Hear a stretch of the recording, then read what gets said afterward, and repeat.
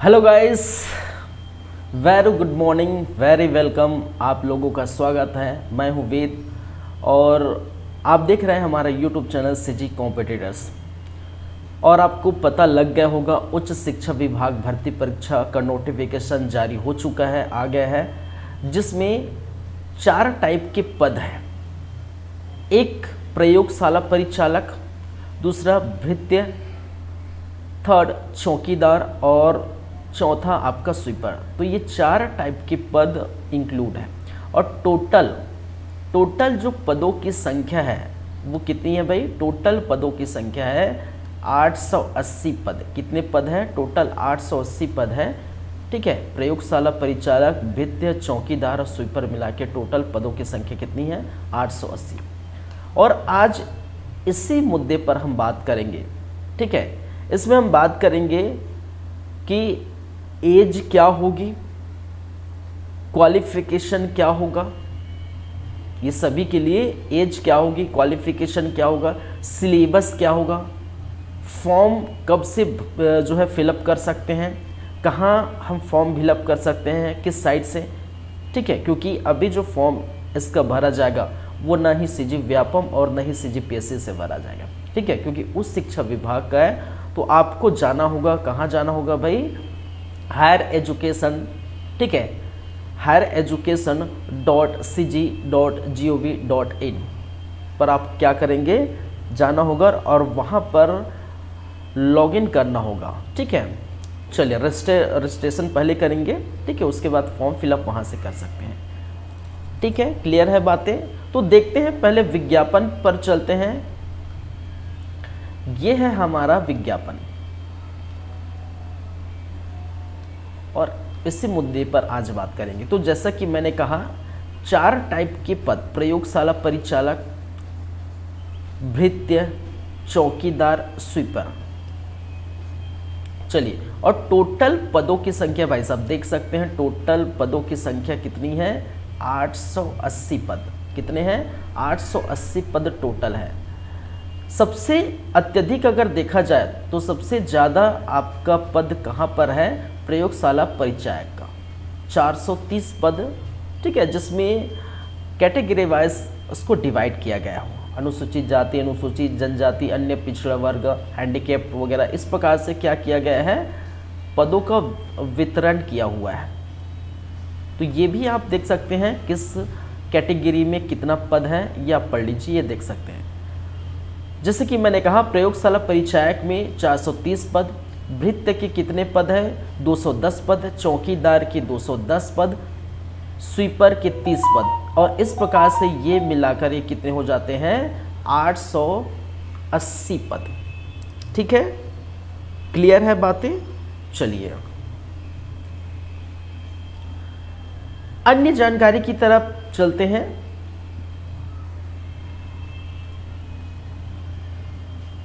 अब यहां पर देखिए, पद नाम और वेतनमान। चलिए, पद नाम और वेतनमान दिया गया है प्रयोगशाला परिचायक का। देखिए, सभी के सभी क्या होंगे? चतुर्थ श्रेणी के होंगे। चतुर्थ श्रेणी के पद होंगे, चाहे वो परिचायक का हो, भृत्य हो, चौकीदार हो, स्वीपर हो, सभी के सभी कौन होंगे भाई? चतुर्थ श्रेणी के पद होंगे। वेतनमान अगर प्रयोगशाला परिचायक की बात करें तो वेतनमान 18,000 से लेकर 56,900 तक आपका जाएगा। 56,900 तक आपका जाएगा। और भृत्य की बात करें तो 15,600 से लेकर 49,400 तक। फिर इनका भी यही है। ठीक है, सेम है। ये तीनों का क्या है? सेम है।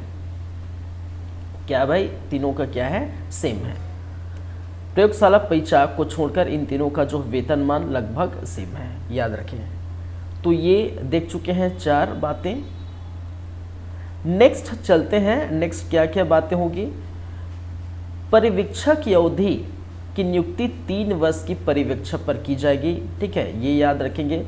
वेतनमान में राज्य सरकार द्वारा समय समय पर प्रसारित आदेश के अनुसार महंगाई भत्ता एवं अन्य भत्ते जो है वो ऐड किए जाएंगे। ठीक है, टीए डीए वगैरह जो है बाद में सरकार जब चाहे वो क्या कर सकती हैं? आदेश के अनुसार क्या कर सकती हैं? दे सकती, बढ़ा सकती है। चलिए अब बात करते हैं योग्यता क्या होनी चाहिए भाई, आप फॉर्म कौन सा, ठीक है, किस लेवल के जो पढ़े हैं, या 10वीं पढ़ा है, 12वीं पढ़ा है, कॉलेज पढ़ा है, कौन फॉर्म भर सकते हैं। तो याद रखिएगा प्रयोगशाला परिचायक, प्रयोगशाला परिचायक में लिखा है किसी भी मान्यता प्राप्त मंडल संस्था से क्या होना चाहिए, हाई स्कूल सर्टिफिकेट उनके पास होना चाहिए। कहने का 10+2, 10+2 कहने का मतलब यहाँ पर 10वीं की बात की गई है। 10+2 का मतलब 12वीं नहीं है, 12वीं नहीं है। क्यों? क्योंकि 10+2 आपके जब सर्टिफिकेट आपको मिला होगा 10वीं और 12वीं का, अब पास हुए होंगे, पास आउट, तो देखिएगा उसमें लिखा रहता है, ठीक है, छत्तीसगढ़ माध्यमिक शिक्षा मंडल रायपुर, ठीक है, हाई सेकेंडरी स्कूल 10+2, इसका मतलब है 10वीं। और उसमें अगर लिखा होगा हायर सेकेंडरी स्कूल 10+2, इसका मतलब होगा वो 12वीं।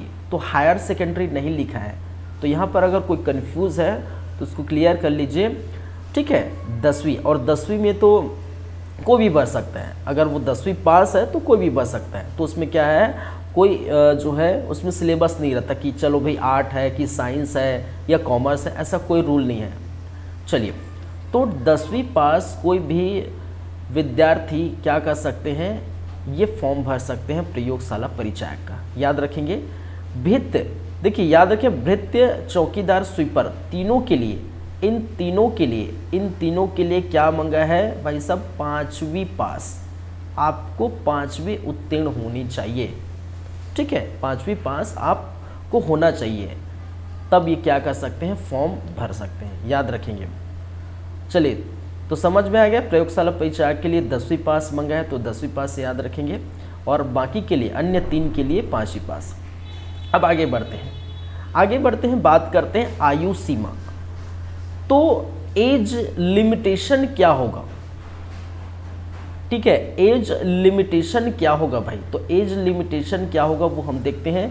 छत्तीसगढ़ के मूल या स्थानीय निवासी के अभ्यर्थी के लिए क्या 1/1/2023 को कितने वर्ष कंप्लीट कर लेना चाहिए भाई साहब, 18 वर्ष तक, और अधिकतम आयु जो होगा वो 40 वर्ष। कहने का मतलब है 1/1/2023 की स्थिति में उनको न्यूनतम 18 वर्ष और मैक्सिमम आपको 40 वर्ष, अगर ऐसा कोई अभ्यर्थी है, ठीक है, मिनिमम जिसकी आयु 18 वर्ष है 1/1/2023 के अनुसार, और अधिकतम जिसकी आयु 40 वर्ष है, वो फॉर्म यहाँ पर भर सकते हैं। ये पहला कंडीशन है आयु सीमा की या एज लिमिटेशन की, पहला कंडीशन है।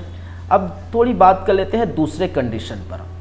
दूसरे कंडीशन क्या बोल रहे हैं भाई, कि यदि कोई विद्यार्थी किससे बिलोंग करता है, एससी, या कहने का मतलब अनुसूचित जाति एससी वर्ग, अनुसूचित जनजाति एसटी वर्ग, अन्य पिछड़ा वर्ग ओबीसी वर्ग, ठीक है, महिला अभ्यर्थी अन्य अभ्यर्थी के अनुसार उसको आयु में छूट दी जाएगी। कितनी छूट दी जाएगी, देखिए इसमें लिखा है, अगर 2.2 को चलिए, ठीक है, 2.1 को पढ़िए। यदि अभ्यर्थी छत्तीसगढ़ शासन द्वारा अधिसूचित जो है अनुसूचित जाति हो, एससी हो, अनुसूचित जनजाति हो, एसटी वर्ग के हो, या अन्य पिछड़ा वर्ग हो, ठीक है, क्रीमी लेयर को छोड़कर, ठीक है, क्रीमी लेयर आई थिंक अभी जो है 8 लाख के आसपास है, ठीक है, तो क्रीमी लेयर को छोड़कर जो अधिकतम आयु होगी 5 वर्ष की छूट दी जाएगी। कहने का मतलब 40 वर्ष तो रहेगा ही, लेकिन जब एससी, एसटी, जो है ओबीसी, ये कैटेगरी वालों को और 5 साल बढ़ा दिया जाएगा। मतलब अब 40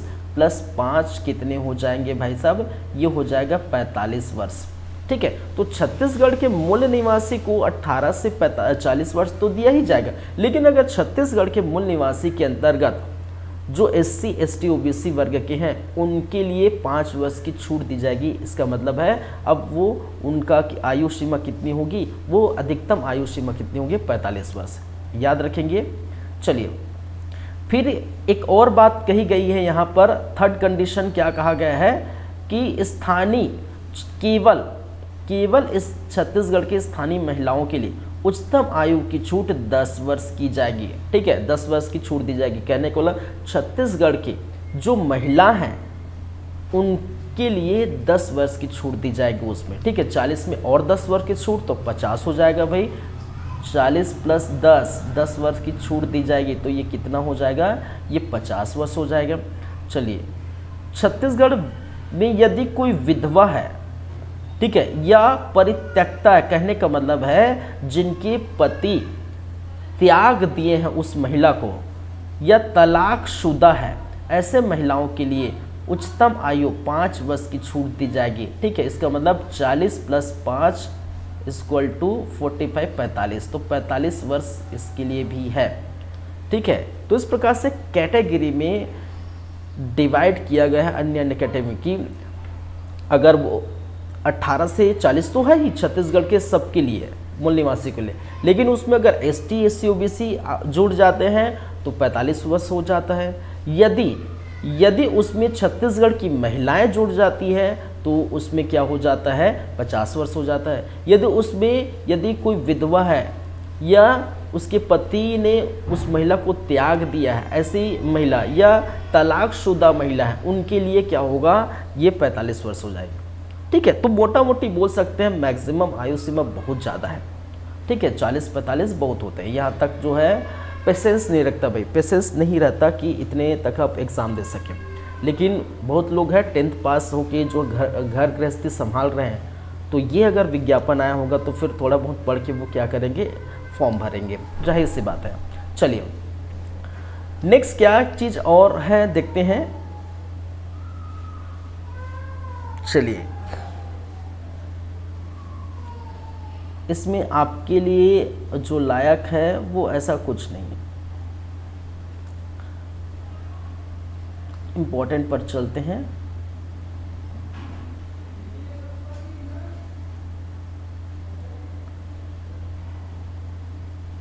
ये एक और है कुछ यहाँ पर, ये 7 वर्ष की क्या है, ऐसे भर्ती जो छंटनी किए गए सरकारी सेवक जो आयु में उसके द्वारा पूर्व में की गई संपूर्ण स्थायी की सेवा से अधिक 7 वर्ष की कालावधि तक, ठीक है।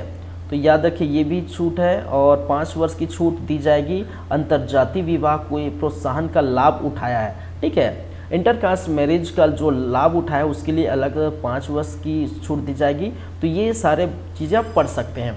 और अगर गुंडाधुर पुरस्कार से नवाजा गया है, या राजीव गांधी पांडे पुरस्कार से नवाजा गया है, महाराजा प्रवीणचंद भंजदेव पुरस्कार से नवाजा गया है, ठीक है, ऐसे को 5 वर्ष की छूट दी जाएगी, ठीक है। भले वो किसी भी जो कैटेगरी से बिलोंग करते हो, किसी भी वर्ग या किसी भी कैटेगरी से बिलोंग करते हैं, यदि वो इस प्रकार के कोई जो है सम्मान से पुरस्कृत की गई हो, ठीक है, पुरस्कार उनको मिला हो, तो ऐसे व्यक्ति को, ऐसे अभ्यर्थी को 5 वर्ष की छूट दी जाएगी। ये भी आप याद रख सकते हैं। चलिए, निःशक्तता, ठीक है, हैंडीकैप वगैरह जो है उनसे ग्रसित स्थानीय निवासी के लिए भी क्या है, 5 वर्ष की छूट दी जाएगी। तो ये आप पढ़ सकते हैं। लेकिन टिप में क्या दिया है, एक चीज़ याद रखिए, सभी छूटों को मिलाकर अधिकतम आयु कितनी, 45 वर्ष से अधिक नहीं होगी, ये भी याद रखेंगे। चलिए, तो ये तो आयु सीमा की बातें हो गई।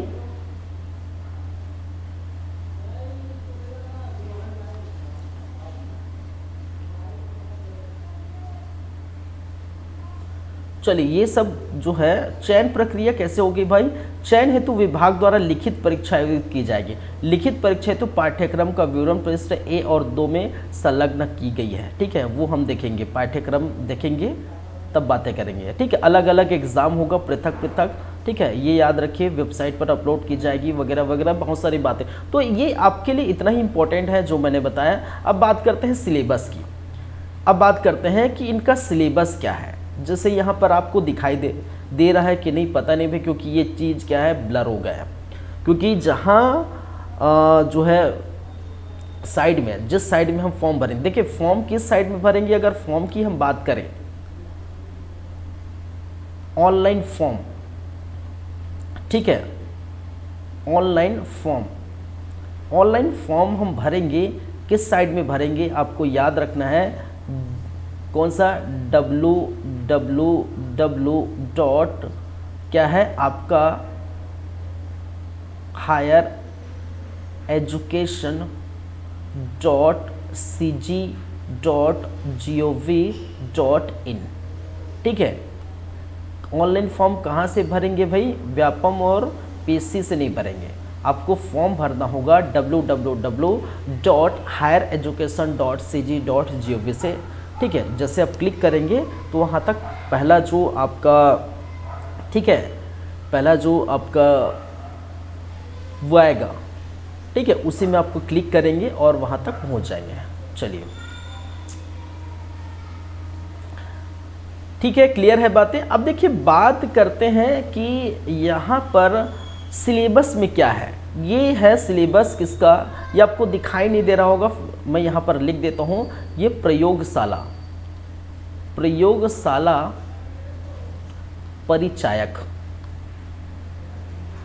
परिचायक का सिलेबस है, प्रयोगशाला परिचायक। और प्रयोगशाला परिचायक में याद रखेंगे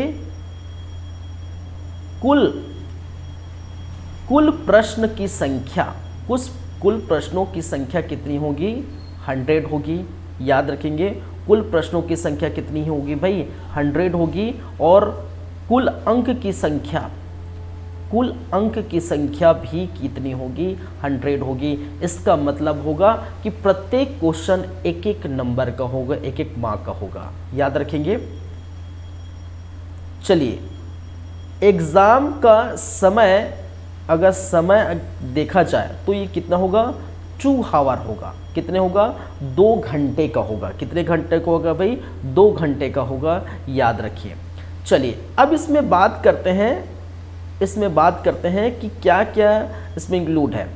चलिए, सिलेबस को 2 भागों में डिवाइड किया गया है। सिलेबस को कितने भागों में डिवाइड किया गया है भाई? 2 भागों में डिवाइड किया गया है, भाग भाग 1 और भाग 2। सिलेबस को कितने भागों में डिवाइड किया गया है? भाग 1 और भाग 2।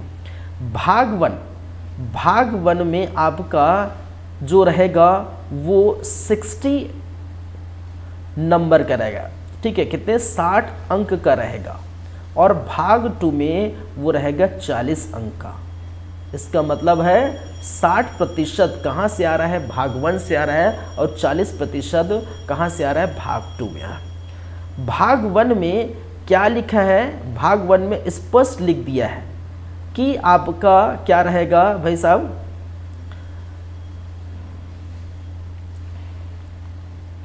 कि सामान्य विज्ञान के प्रश्न रहेंगे। सामान्य विज्ञान के प्रश्न रहेंगे, और वो 9th एवं 10th का सामान्य विज्ञान के प्रश्न मौजूद रहेंगे 60 नंबर में। ये कहा गया है प्रयोगशाला, ठीक है। प्रयोगशाला परिचायक में क्या कहा गया है कि सामान्य विज्ञान के जो है 60 नंबर होंगे, वो कहाँ से आएंगे? आपके 9वीं और 10वीं, ठीक है, 9वीं और 10वीं के से सामान्य विज्ञान से। याद रखेंगे। चलिए, आगे हम बढ़ते हैं। अब देखिए, इसमें प्रॉपर सिलेबस नहीं दिया है। प्रॉपर सिलेबस कहने का मतलब है कि कहाँ से क्या क्या क्वेश्चन, कहने का मतलब कितना पोर्शन आएगा।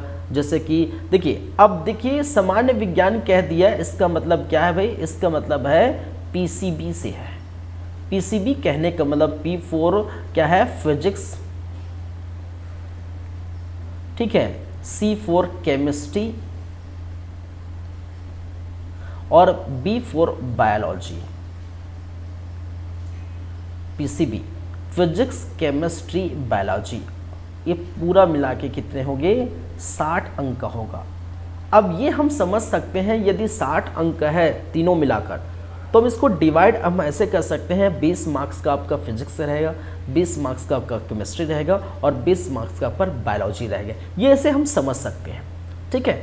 लेकिन हम इसका सिलेबस पढ़े कहाँ से? क्योंकि इसमें सिर्फ इतना लिखा है, एक लाइन में सिलेबस ख़त्म कर दिया गया है, ठीक है। आप अगर नज़र आएगा तो देख सकते हैं, ठीक है। ये आपको दिखाई नहीं दे रहा होगा हालांकि, क्योंकि इसमें ब्लर हो गया भाई, ये ब्लर दिखाई दे रहा है। ये लिखा है सामान्य विज्ञान के प्रश्न छत्तीसगढ़ माध्यमिक शिक्षा मंडल के 9वीं और 10वीं के पाठ्यक्रम पर आधारित रहेगा। बस इतना ही लिख दिया गया है, ठीक है। चलिए, तो ये जब हम पढ़ेंगे तो कहाँ से पढ़ेंगे? तो 9वीं और 10वीं का जो सिलेबस होगा, जैसे कि मैं यहाँ दिखाता हूँ आप लोगों को, ये 9th क्लास का, ठीक है, विज्ञान 9th क्लास का विज्ञान है। और 9th क्लास के विज्ञान में आपको इस प्रकार से ये सिलेबस देखने को मिलेगा।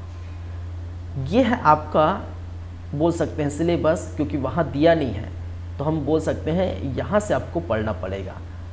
जैसे जैव विविधता एवं वर्गीकरण, पदार्थ प्रकृति व्यवहार, परमाणु संरचना, गति, ठीक है, बल एवं गति के नियम, जीवन की जो है मौलिक इकाई कोशिका, ठीक है, बहुकोश की संरचना, ऊतक, रासायनिक आबंधन, रासायनिक सूत्र, मोल संकल्पना, आपके रासायनिक अभिक्रिया, समीकरण, गुरुत्वाकर्षण बल, आपका कार्यम, ऊर्जा, हमारा स्वास्थ्य, ध्वनि, हाइड्रोकार्बन, कोयला, पेट्रोलियम, पेट्रो रसायन, प्राकृतिकवास, प्राकृतिक जो है आपके आवास, कचरा और उसका प्रबंधन, ये सारी चीज़ें हैं इस सिलेबस में, ठीक है। तो ये आप देख सकते हैं, और प्रॉपर मेरे पास जो है PDF रखा हुआ है ये सभी का, ठीक है। चलिए, याद रखिए। फिर यदि हम बात करें, 9वीं भी बोला है और 10वीं भी बोला है, तो 10वीं का भी हम देख लेते हैं। 10वीं की अगर हम बातें करें तो 10वीं का भी देख लेते हैं भाई।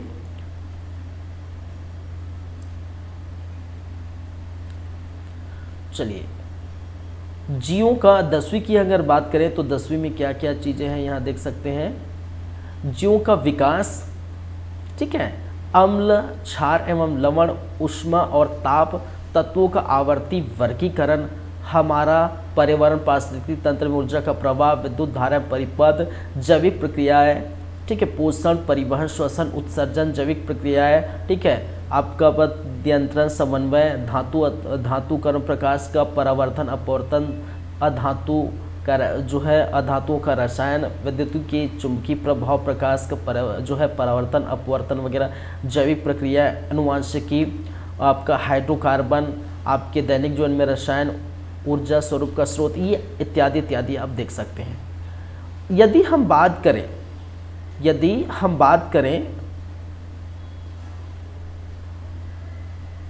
चलिए, इसमें से मैं कितने पढ़ा चुका हूँ, कहने का मतलब है कि फिजिक्स, केमिस्ट्री, बायोलॉजी, ये तीनों पूरा कंप्लीट हो चुका है। आप सीजी कॉम्पिटिटर्स के प्लेलिस्ट में जाइए, वहाँ पर सर्च करिए बायोलॉजी क्लास या केमिस्ट्री या फिजिक्स क्लास, तो वह पहले से 4 महीना पहले अपलोड हो चुका है। और लगभग ये सिलेबस में जो भी है, लगभग उसमें से 70 से 80% वहाँ मौजूद है। कुछ जो 30% या जो है 25% जो बच गया है, जो भी है, उसको हम कवर करेंगे। जैसे कि यहाँ पर यदि देखें कि कौन कौन से हम कर चुके हैं, तो यहाँ पर जो नहीं हुआ है उसको मैं अगर टिक मार्क लगाऊं तो हम जैविक विविधता की वर्गीकरण नहीं पढ़े हैं, पदार्थ प्रकृति का व्यवहार नहीं पढ़े हैं, परमाणु संरचना पढ़ चुके हैं, गति पढ़ चुके हैं, बल, जीवन की कोशिका पढ़ चुके हैं, ऊतक पढ़ चुके हैं, रासायनिक आबंधन पढ़ चुके हैं, रासायनिक सूत्र, मोल संकल्पना नहीं पढ़े, रासायनिक अभिक्रिया और समीकरण नहीं पढ़े हैं, गुरुत्वाकर्षण पढ़ चुके हैं, कार्य एवं ऊर्जा पढ़ चुके हैं, हमारा स्वास्थ्य हम नहीं पढ़े हैं, ध्वनि, हाइड्रोकार्बन नहीं पढ़े, ध्वनि पढ़ चुके हैं, कोयला, पेट्रोलियम, रसायन ये नहीं पढ़े, ये भी नहीं पढ़े हैं, ठीक है। तो 1 2 3 4 5 6 7 8 9, ठीक है। तो लगभग 18 में 9 जो है बातें हम नहीं किए हैं, 9 टॉपिक को हम नहीं छुए हैं, नहीं पढ़े हैं, ठीक है। चलिए, अब यदि हम चले किस में, यहाँ पर, तो यहाँ पर देखें तो जीवों का विकास हम नहीं पढ़े हैं, अम्ल, क्षार, लवण पढ़ चुके हैं, ऊष्मा और ताप पढ़ चुके हैं, तत्वों का आवर्तीकरण पढ़ चुके हैं, ठीक है। हमारा पर्यावरण, पारिस्थितिक तंत्र ये नहीं पढ़े हैं, विद्युत धारा, परिपथ नहीं पढ़े हैं, ठीक है, ये पढ़ चुके हैं। नियंत्रण समन्वय ये आई थिंक ध्यान नहीं आ रहा है, लेकिन हम पढ़ चुके हैं, ठीक है। देखते हैं, नहीं पढ़े तो भी इसको देख लेंगे। धातु कर्म नहीं पढ़े, प्रकाश का प्रवर्तन अपवर्तन पढ़ चुके हैं, देख चुके हैं, ठीक है। प्रकाश का कहाँ चला गया है,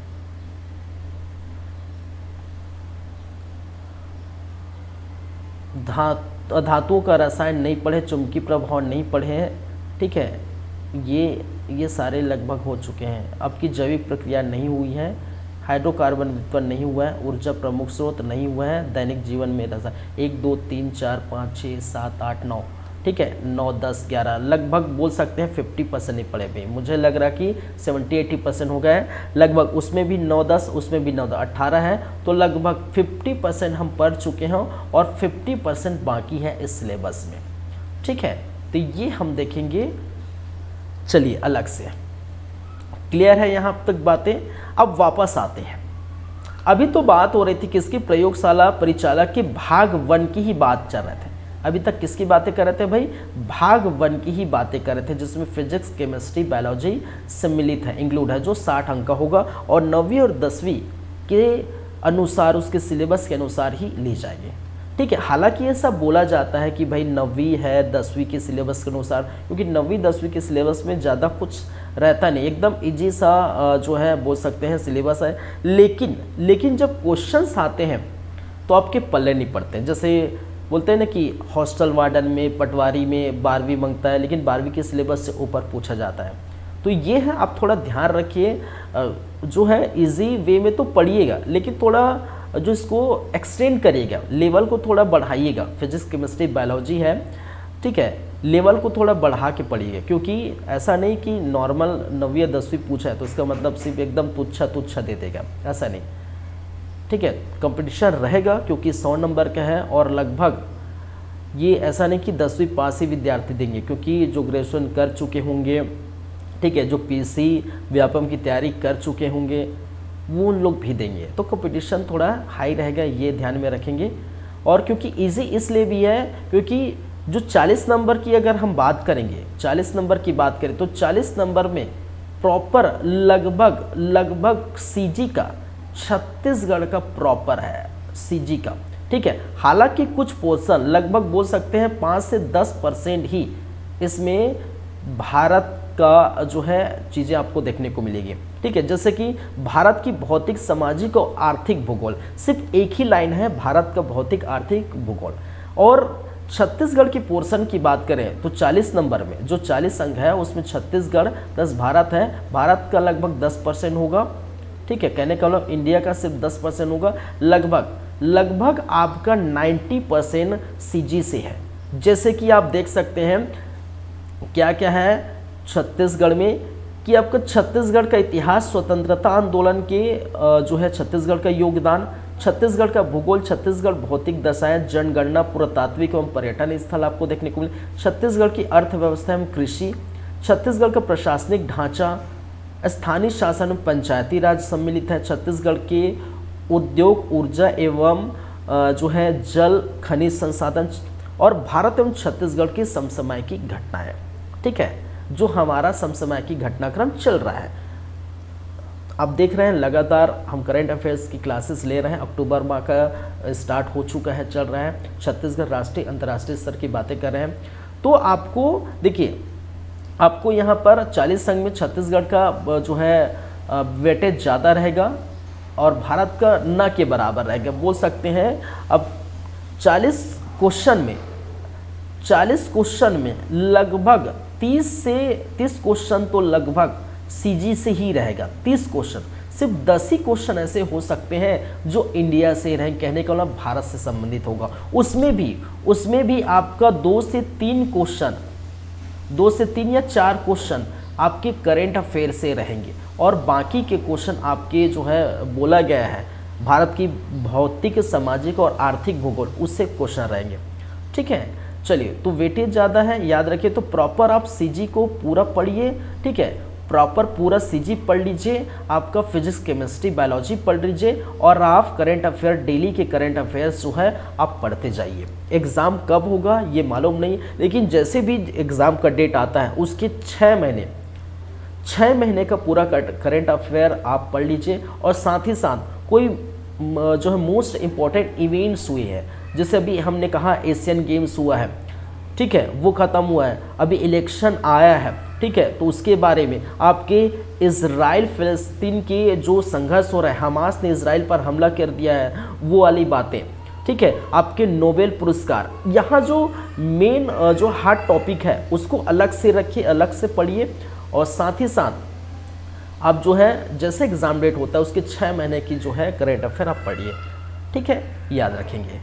तो ये चीज़ें हैं, ठीक है, छत्तीसगढ़ और आपके जो है क्या है, फिजिक्स, केमिस्ट्री, बायोलॉजी। अब देखिए इसमें आपका सबसे अच्छा ये है कि इसमें आपका मैथ्स नहीं है, कहने का मतलब जो है रीजनिंग एप्टीट्यूड नहीं है।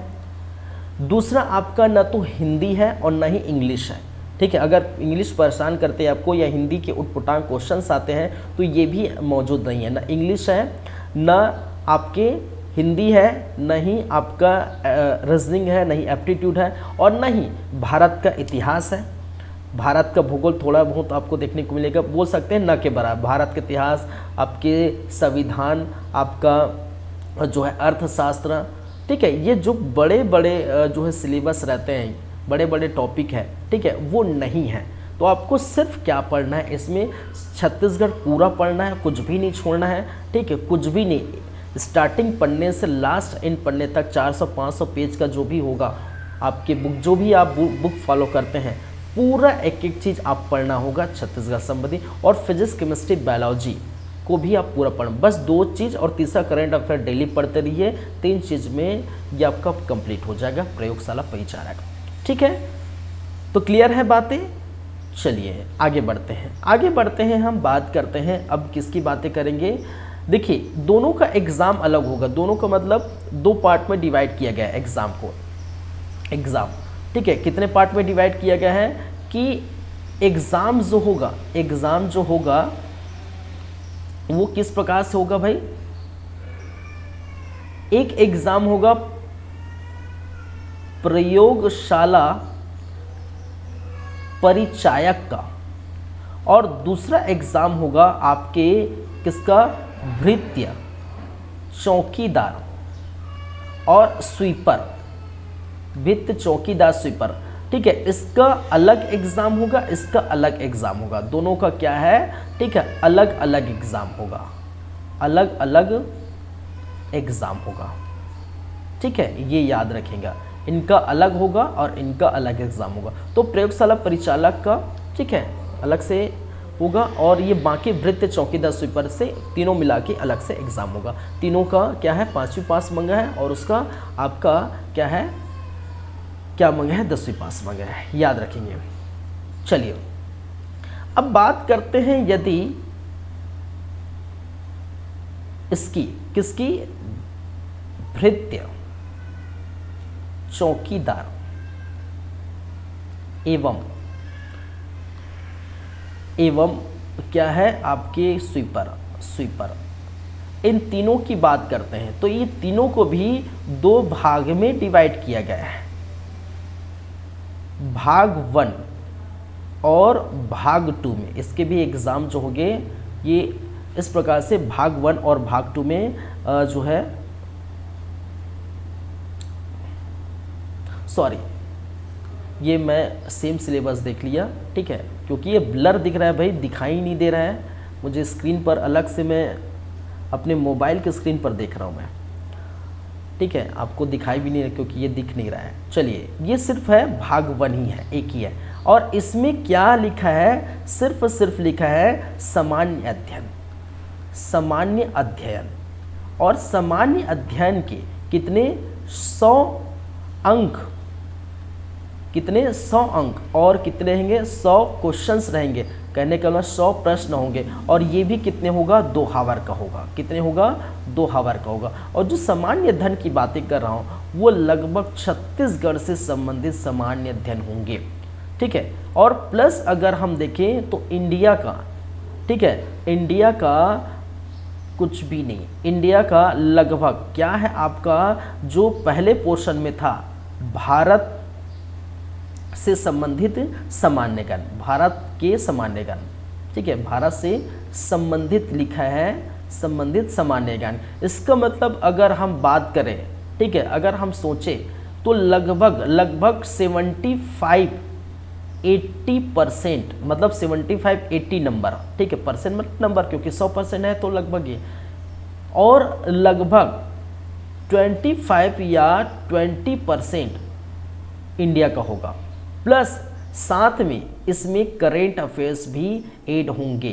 कि क्या होंगे? करेंट अफेयर्स भी होंगे। तो लगभग 75-80% हो सकता है, 85% भी हो सकता है। तो ये मान के चलिए 75-80% आपका पोर्शन सिलेबस का है। जो प्रयोगशाला परिचायक के भाग 1 में हम देखें वो प्रॉपर वही सिलेबस है जो भृत्य चौकीदार स्वीपर के लिए है। ठीक है, तो याद रखिए सीजी का लगभग 75-80 पोर्शन है और इंडिया का 25 या 20 पोर्शन है, याद रखेंगे। तो इंडिया का न के बराबर हो भी सकता है कि सीजी का 90% हो और 10% ही इंडिया का हो, ऐसा भी हो सकता है, क्योंकि एक लाइन लिखा है उसमें भारत से संबंधित सामान्य ज्ञान बस, और सबसे अंतिम 7वां पॉइंट लिखा है भारत एवं छत्तीसगढ़ के समसमय की घटनाक्रम, तो वो दोनों मिलाया गया है। ठीक है, चलिए याद रखेंगे। तो ये है प्रॉपर सिलेबस।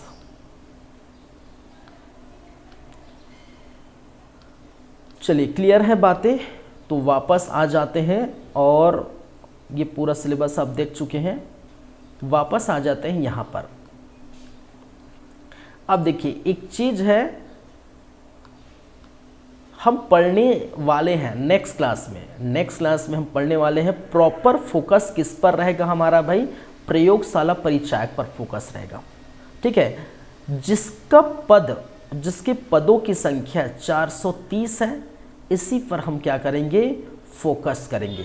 क्योंकि अगर ये पढ़ लिए इसका मतलब आपका ये भृत्य चौकीदार स्वीपर का जो है पोस्ट है वो लगभग हम पढ़ लिए। क्योंकि इसके 2 भाग जैसे कि मैंने बताया, ठीक है, भाग 1 और भाग 2। तो भाग 2 में जो भी है वो लगभग भृत्य चौकीदार स्वीपर की पोस्ट में भी मौजूद है, जो कि 100 अंक का है। ठीक है, तो यदि हम ये पढ़ लिए तो ये, क्योंकि इसमें भाग 1 में अलग से दिया गया है पीसीबी, फिजिक्स केमिस्ट्री बायोलॉजी, तो उसको अलग से हम पढ़ेंगे। ठीक है, तो नेक्स्ट क्लास में हम जो स्टार्ट करेंगे वो पीसीबी स्टार्ट करेंगे, फिजिक्स केमिस्ट्री बायोलॉजी। सबसे पहले हम बायोलॉजी देखेंगे, ठीक है, फिर फिजिक्स देखेंगे, फिर अंतिम में केमिस्ट्री देखेंगे। ठीक है, तो इस प्रकार से हम पढ़ेंगे। और मैं एक भी बता दूं, देखेंगे कि इसको जो चीज़ नहीं हुआ है कहने का मतलब यहाँ पर मैं बता चुका हूँ कौन कौन सी बातें हम नहीं किए हैं और कौन कौन सी बातें हो चुकी हैं। तो जो बातें हो चुकी हैं उसको हम नहीं पढ़ेंगे और जो बातें नहीं हुआ है वो हम पढ़ेंगे। तो लगभग 50% सिलेबस हम पढ़ चुके हैं। आप जो है सीजी कॉम्पिटिटर्स के प्लेलिस्ट में जाइए और जाके वहाँ देख सकते हैं। क्लियर है यहाँ तक बातें? चलिए तो चलते हैं, फिर आपसे फिर मुलाकात होगी, फिर बातें होगी, और नेक्स्ट क्लास में हम बातें करेंगे प्रयोगशाला परिचायक। ठीक है, चलिए, thank you guys, thank you class, धन्यवाद।